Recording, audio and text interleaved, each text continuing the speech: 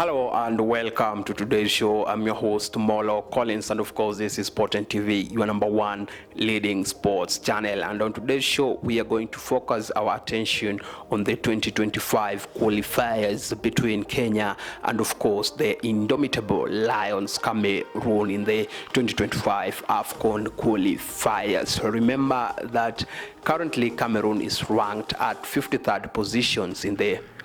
FIFA rankings, and Kenya on the other side is ranked at a lower 102 in the FIFA ranking. This automatically gives Cameroon an upper hand against Kenya, and in that period of time Kenya has met Cameroon 8 times and Kenya has never defeated Cameroon in the 8 matches that have been played so far. Cameroon have won 4 times and have gone to draw the other 4 fixtures against Kenya. Remember that this match will be played in Uganda because currently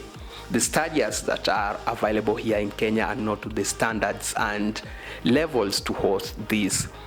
international fixtures. This gave Kenya an option to host this match in Uganda, and also this match will be played behind closed doors and no fan will be allowed to enter the stadium to witness this showpiece between Kenya and of course the indomitable Lions Cameroon. Well, coming to this match we see that Kenya is currently in that group J and is currently topping at the summit of that group J with 4 points, followed by Cameroon, which also has 4 points. Remember that Kenya has a better goal difference superiority against Cameroon, this giving Kenya the nod to hold that top position in this group J match. Remember that's coming into this match we see that the last match that Kenya played against Namibia, Kenya won for the very first time in the history of Kenya and Namibia meeting together, and the other match pitting Cameroon and of course Zimbabwe, the match ended in a stalemate. Well, coming this match we've seen that Engin Firat has just named his provisional squad, which of course will do duty for Harambee Stars heading into this match. And knowing Engin Firat, I think that is not going to change from the squad that did service for Kenya against Namibia, which gave Kenya the win for the very first time against Namibia. And there is a saying that goes, if it works, never change it. And I think that Engin Firat is not going to make so many changes coming into this group. Expect for the forward line, I think that Michael Engineer Olunga will have to step up in that attacking position to try and get these goals for Harambee Stars. Now let's go and look at Cameroon, and Cameroon has a very high caliber of players in that setup, being led by of course the famous Manchester United showstopper in the name of Andre Onana, who is going to man that 2 posts for Cameroon when they managed to meet Kenya. And this is also Zambi Anguissa. Remember that Zambi Anguissa plays this trade in Italy with Napoli, and of course is going to have that role in the middle of the park for Cameroon when they manage to meet Kenya. And there's also a very dangerous striker in the name of Vincent Abubakar. Remember, this is the skipper who is going to captain Cameroon in this match. Remember that Abubakar plies his trade rather in Turkey with Hatayspor, and is going to be a very dangerous striker, keeping in mind that the last World Cup showpiece he had a very good outing. So I think that the likes of Johnston Omurwa and of course Anthony Akomu will be very wary of this striker, a very lethal one for that matter. Well, let's go and look at the system that Engin Firat is likely to adapt in this match, and we've seen that he has been going for a very defensive approach of 4-5-1 kind of formation, which is rather defensive. And I think that if this is the system that he has to go with, then I think that Michael Olunga will be very much isolated with the services that will be receiving from midfield to try and get those goals, of course, for Harambee Stars, and I'm going just to give you my predicted lineup that is likely to do service for Harambee Stars in this match against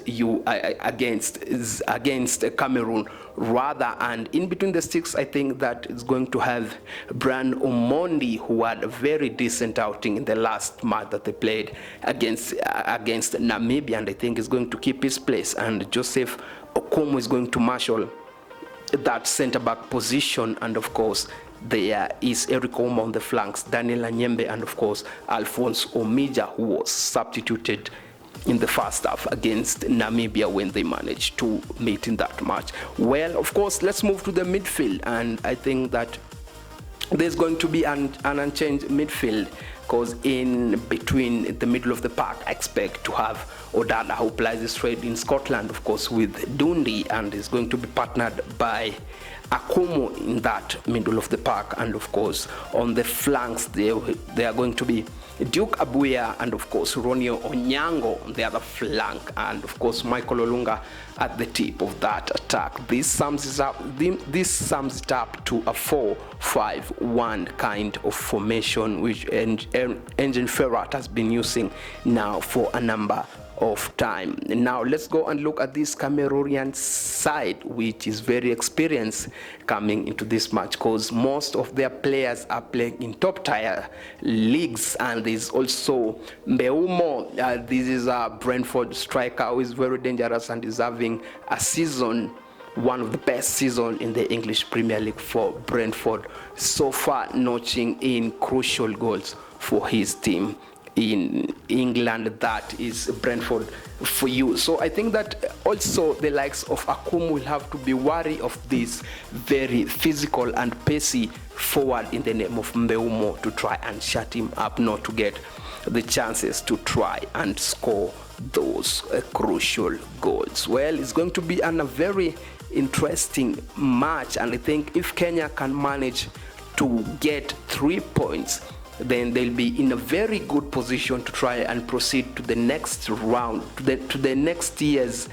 Afcon 2025, because if they get 3 points, they'll be on 7 points, and Cameroon, the favorites, of course, will have 4 points, holding that second position, depending also on the results between, of course, Namibia and Zimbabwe. Well, the other option is for Harambee Stars to go for a draw, which is not a very good thing mathematically compared to Cameroon, because Cameroon is known to be a powerhouse in the game of football. So if Kenya is really willing to go from the start and try to attack, get early goals, and if Michael Olunga will manage to get the services, of course, from the flanks, and I think that the likes of Duke Abuya will have to be very active from the first whistle to the last to try and make sure that they feed Olunga with enough goals to try and get those goals. And I think that if Kenya also try and play an open game, go toe-to-toe with the indomitable Lions Cameroon, I think it will be a very good thing, and it will show a lot of brevity coming from their head coach, that is Engin Ferrat. Well, I think that let's go and look at the substitution also, that the players that may come in and try to twist this game to the favor of Harambee Stars, because we've seen that Austin Odhiambo did not travel with the team because he got injured in training for Harambee Stars. So I think that the players that will be watching the game from the bench, the likes of Amos Nondi, who may come into that midfield, may try and play a major role for Harambee Stars to go all the way and get the 3 points, which will be crucial and a boost for Harambee Stars heading into the second leg, of course, which will be played against Cameroon. These matches will be played back to back, and after